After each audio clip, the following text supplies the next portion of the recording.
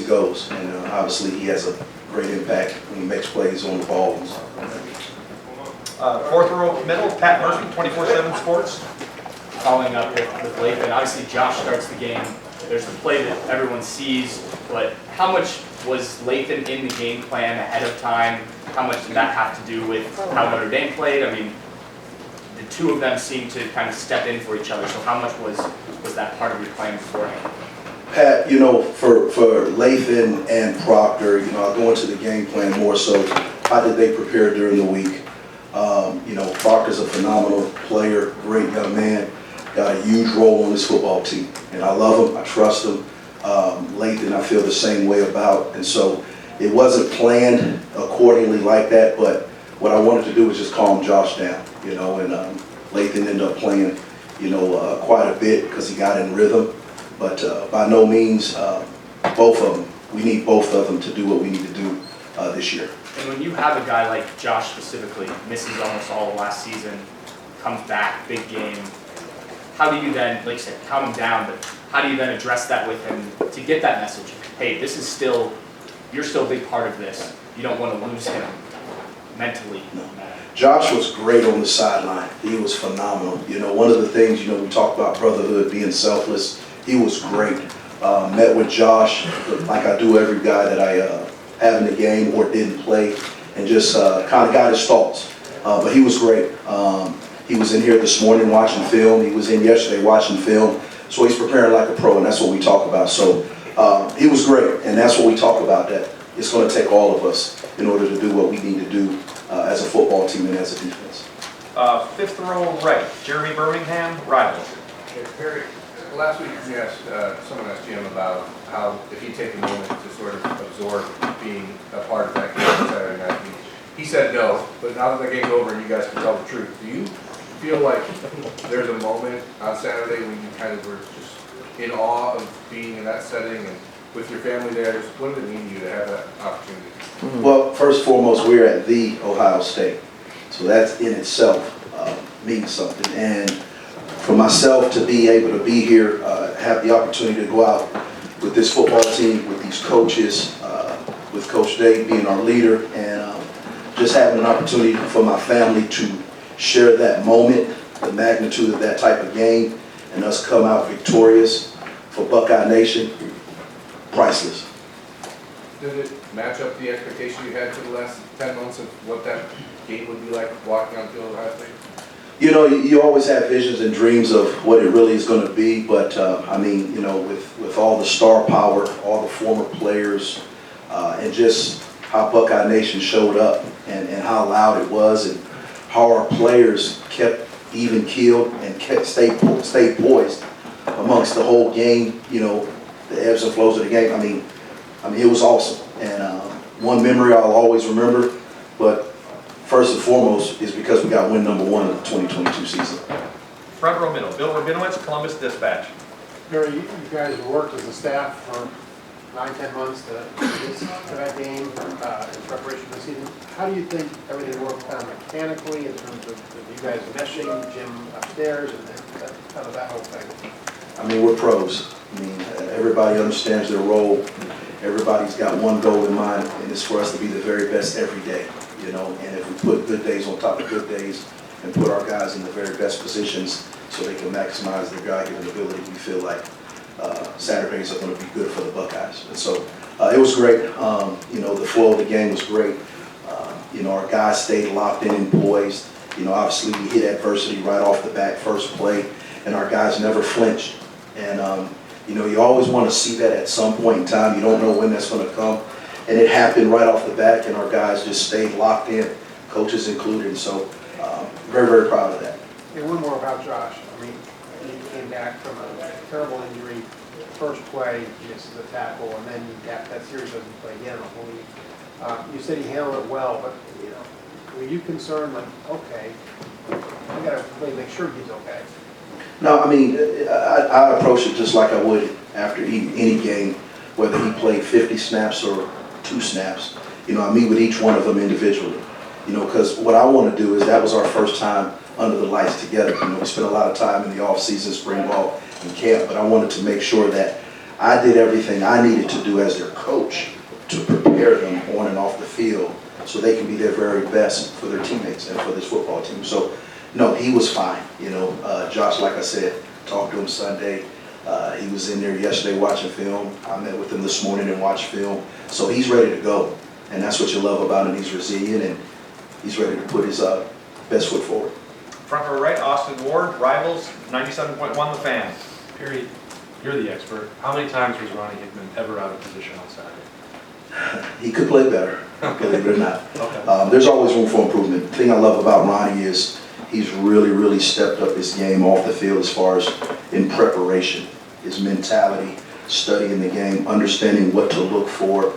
And obviously you can tell because he's playing extremely fast. And I love the young man because he's put in a lot of time, effort to really hone in on the things that he knew he needed to do going into this season. I feel like we've asked about all the other safeties, and so maybe it's like Ronnie is taken for granted or something at this point. But I know that's not the case for you. There seems to be a high level of trust for this defensive staff and what Ronnie can do. Absolutely.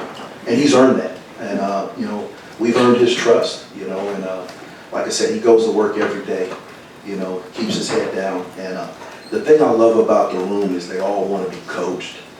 And they want real feedback. They don't want to hear how great they were doing. Coach, what can I do to be better? And when you have something like that, that's special. Second row right, Doug Lamarice, Cleveland.com. Perry, can you maybe just take us through the prep, the game plan when you have a tight end like Michael Mayer, and what you guys wanted to do with him and how you guys think you executed it? Because, you know, he made some catches but didn't put up a ton of yards. What was the plan and the execution? First, he's a great player. He's going to make a lot of money one day. But we just studied his habits. We studied his tendencies. We knew exactly where he was going to be. You know, I told the guys, hey, if he makes a catch or two, just keep hitting him, keep being aware of where he's at, because it's a 4-quarter game. And the guys embraced it, you know, the competitive excellence, the wanting to compete against the very best, you know, they relished that. And so, you know, he made a couple of catches, but I thought overall we bottled him up and we did what we needed to do in order to come out with the victory. And Jim Knowles up in the box, what's his communication like? Is he nice and calm during the game? Is he Absolutely. fired up during the game? Everybody on the sidelines got ice water in their veins. Like I said, you know, you build that trust in the off season, in the summer, and during camp. So when we get to when the lights are on, nobody flinches. Everybody's even keeled, and we're able to make adjustments. We're able to get on the board and know exactly what we need to do if something did break down, and there was no panic. And the cool thing is to look young men in their eye and they see that, hey, these guys got it. And now we just got to go out there and continue to execute. So there was no issues there. You're saying that when the players look at the coaches in game and say, these guys know what they're doing, listen to them, and this is going to work. Absolutely. How vital, does that always happen? How vital is that for players to be able to look at coaches and say, we know these coaches know what's up? You know, I think it's about your preparation during the week. When they see it on film and they practice it, and then when it gets under the lights and they're able to see it live and in color, that means something to young men, because they're saying, you know what we worked on, what we practiced, what the coaches told us, that was what was coming. It actually happened. And when those things continually happen, the confidence of a young man, of a defense, of a team skyrockets, because now they know exactly, hey, we just need to come to work and prepare the right way, and success is inevitable. Right behind him, Cameron Teague, The Athletic. Perry, you guys knew obviously coming into this game you had talent, you had depth at the safety position. When you see it in a game like that, and on the first game of the year, you see Blake coming for Josh and Ronnie everywhere, what's that like to see it for the first time and see that depth really come to fruition? I was more proud because we were tough, we were physical. They felt us, you know, and that's something that we talked about in the off season, all summer and all camp, that, you know, yeah, we're talented, but that only gets you so far. We need to be physical. We need to be tough, not only physically but mentally. We need to understand when adverse situations hit, you know, stay locked in and keep grinding. And so I'm more proud about that we really, really stepped up to the challenge of being able to respond when adverse situations hit, and also being able to be physical and tough and make sure that they felt this at the end of the game. Well, you kind of off that, after that first play, after that first big play when Josh missed that tackle, do you talk to the guys in the secondary about, did you have to talk to them about kind of coming back from adversity, or is that something that they were able to handle by themselves? We handled it together. We as coaches are in it with them. It's not coaches and players, it's us. And they felt that, they saw that. And they really don't get it until they're actually under the lights with you when it really matters. And all you've been telling them, it came to fruition because they actually got to see it. So being able to do that now, it just brings us that much closer. Third row left, Bill Landis, The Athletic. No. What? Wrong It's okay. Perry, We're ready to end this right now. early in the game when Lathan stuck Mayer on that third down stop, and he stopped a guy who's 60 pounds heavier than him, kind of dead in his tracks. What kind of tone did that set for, like, maybe just your safeties in general, but I'm assuming that kind of permeates through the entire defense. Just what did you feel in that moment? Absolutely. First and foremost, it was a money down. So they had already had a tendency. That's who they wanted to get the ball to. So we knew that going into the game. And so for Lathan to do that, it's just more than anything. We talk about being BIA. So every day you wake up, every day we come in this building or outside this building, every time we take the field, there's a representation of all the great DBs that have come through here. So when we say best in America, that's a walk of life. That's who we are, that's what we believe, and that's how we have to be each and every day. And so, like I said, it doesn't surprise me because of all the hard work and preparation that Lathan and his teammates have put in each and every day that nobody sees. And so we talk about it all the time, unseen hours, unrequired work. That's real. We live that. It's not something that we just say, but we actually live it every day. How does a guy like Lathan, like, physically do that when he's just, he's not the same stature as Michael Mayer? He's given up quite a bit there, but they tried it and one guy went backwards and it wasn't Lathan. Like, how does he do that? Coach Mick, weight room, desire, heart, and we only going to play one way. We will be physical, we will be tough. We talked about it, and we want to put it on display. I don't know what you heard, but that's Bill Landis from Rivals. Third row middle, Jack Emerson, Buckeye Sports Bulletin. Hey Perry, when you have a guy like Tanner who has so much experience in the system, in a big game like that, crowd's wild, how important is it to have a guy like that to maybe calm guys down and maybe be an extra coach on the field? I think it was more just, the build up to the game. You're always concerned about that as a coach just because of the build up.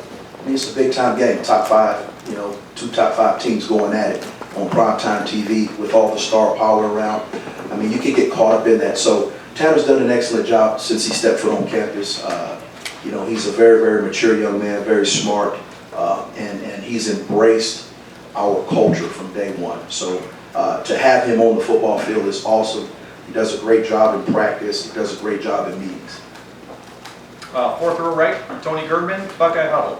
Perry, when we look at the schedule, we see, oh, you guys might play a third linebacker against this team, a third linebacker against this team.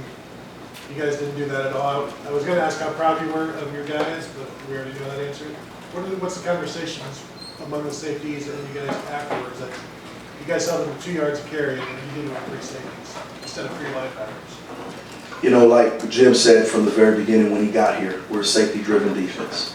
So there's a premium and an expectation on each and every safety, just like each and every defensive player. We all have our roles, and we talk about being champions in our roles all the time. And so they knew what the challenge was when they got into big personnel people, and they were willing to step up to the challenge, which I didn't expect anything different from them.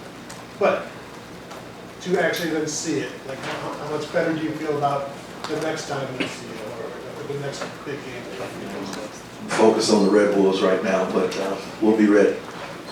Second row left, we just have time for a couple more, folks. Second row left, Stephen Means, Cleveland.com.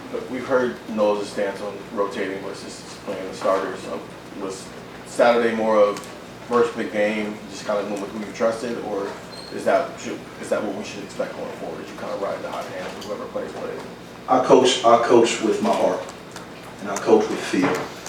That's one of the things I love about being on the sideline, because I'm able to look guys in their eye and I'm able to really truly get a good feel for what's going on during the game, the body language. That's just how I operate. So I don't go into any game with any preconceived notions of this is what I want to do on this series, this guy's going to go in.